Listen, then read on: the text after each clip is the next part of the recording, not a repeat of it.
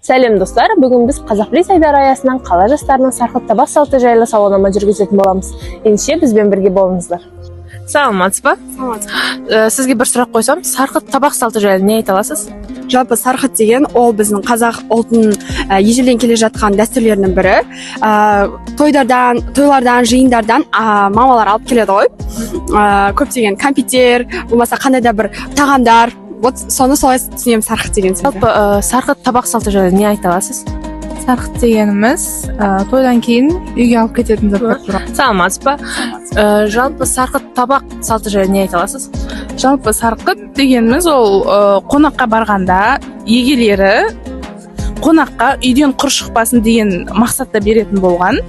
Ол негізі жақсырым деп ойлаймын. Негізінен қонаққа адамдарды жиі шақырып, үйден құр шықпа деген мақсатта жақсы заттарды, тамақтарды, сарқыттарды беріп тұрған дұрыс деп ойлаймын. Жалпы сарқытқа не салынады, айта аласыз ба? Сарқытқа негізінен тамақ дастархан жаяды. Сол дастархан жайған кезде артылған тамақтарды мейлінше қонаққа үйге барған соң балдарына беруге салып жүреді. Саламатсыз ба? Сізге бір сұрақ қойсам, сарқыт табақ салты жайлы не айта аласыз? Сарқыт табақ дегеніміз, мысалға біз үйде той, немесе көп нәрсе үйде той томалақ жасасақ, яғни ол продуктылар, дастархандағы заттар, сарқыт ол біздің қазақта баяғыдан бар нәрсе.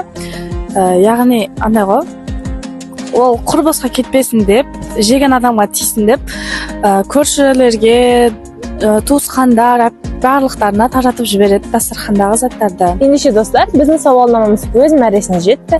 Жалпы сарқыт табақ тойға ас мәзірге белгілеп, себептеріне келе алмай қалған адамдарға тойдың астын иелері салып жіберетін, немесе сақтап қойып сол кісілер келген кезде сыбағаны деп асып беретін кәделі сүйектер салынған табақ. Жалпы қазақ халқының бұл салты үлкендерді құрметтеп, кішілерді аялаудай тамаша салт қалыптастыруға дағдыландырады. Ендеше достар, келесіде қандай ырым немесе салт дәстүр жайлы толыққанды ақпарат білгіңіз келетін төменгі бөлікке жаза кетіңіз. Ендеше сау болыңыздар.